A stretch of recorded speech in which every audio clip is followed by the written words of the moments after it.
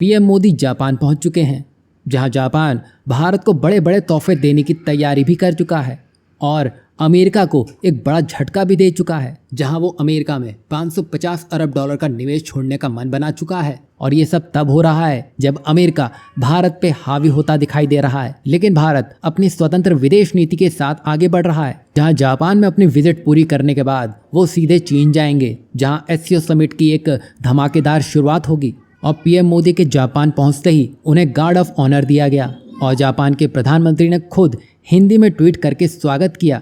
सोचिए, जापान जैसा राष्ट्र का ये सिंबॉलिक गेस्चर कितना बड़ा संदेश देता है। और इसे ऐसे समझिए कि जब अमेरिका भारत पर 50% टैरिफ लगा चुका है और दुनिया भर में इसकी आलोचना भी तेज हो चली है, और इसी के साथ ही साथ जापान भी अमेरिका में 550 अरब डॉलर निवेश पैकेज रोक चुका है। जापान के टॉप ट्रेड नेगोशिएटर रियोशी आकिजावा को इस डील को अंतिम रूप देने के लिए अमेरिका जाना था, लेकिन उन्होंने ऐन वक्त पर ये यात्रा ही टाल दी।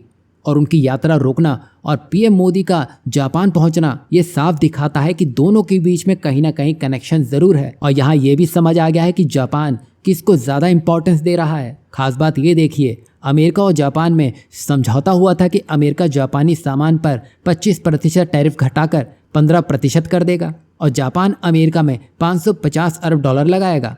लेकिन ट्रंप ने कहा, पैसा हमारा, मुनाफे का 90% अमेरिका को ही मिलेगा।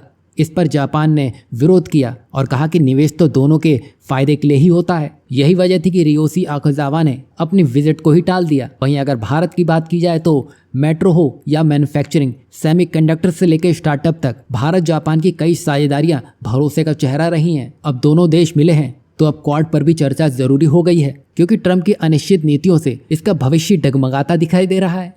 ऐसे वक्त में भारत और जापान मिलकर नई रणनीति बना रहे हैं और भारत की इस विजिट का सबसे अहम हिस्सा तो यह है कि जापान अपनी विश्वसनीय तकनीकें भारत को देने जा रहा है। इसमें semiconductor chips, LCD screen, batteries, solar power equipments, compressor, इन सब में जापान भारत की पूरी मदद करने को तैयार दिख रहा है। भले ही ये पुरानी तकनीक हो चुकी हो, लेकिन ग्लोबल डिमांड अभी भी इनकी काफ़ी ज़्यादा है। सोचिए, ईवीज में चिप्स, एसी फ्रिज में इन्वर्टर और हर मोबाइल टीवी में एलसीडी स्क्रीन। अब यहाँ पर ज़्यादातर मैन्युफैक्चरिंग यूनिट जापान की चीन में ही स्थित है, इसलिए जापान इन विश्वसनीय तकनीकों को भारत ट्रांसफर करने की बात कर रहा है।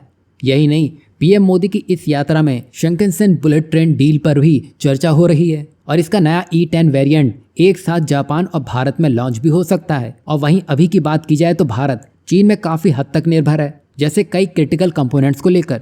और पीएम मोदी की रणनीति भी सीधी है, प्रोडक्शन भारत में बढ़ाना है, डिपेंडेंसी इन सभी देशों से घटाना है और आत्मनिर्भरता को हकीकत बनाना है।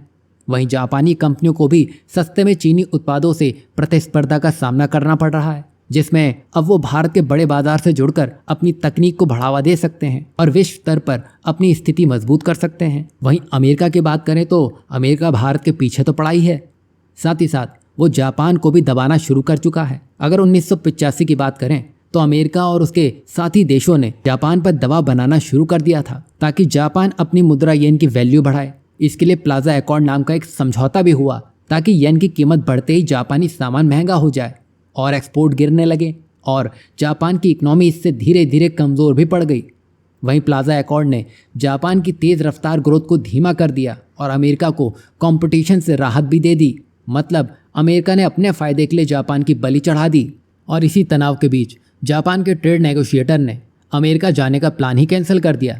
साफ संदेश है, जापान इस बार जल्दबाजी नहीं करेगा, पहले वो अपनी रणनीति खुद तय करेगा। जैसे जैसे भारत कदम आगे बढ़ा रहा है, जापान के साथ ही साथ कई यूरोपीय देश भी ऐसा करते नजर आ रहे हैं। जल्दबाजी में किसी भी ट्रेड डील में ना घुसना। इतिहास गवाह है, जापान को 2 बार बुरी तरह झुकना पड़ा है, लेकिन इस बार भारत जापान के साथ खड़ा है।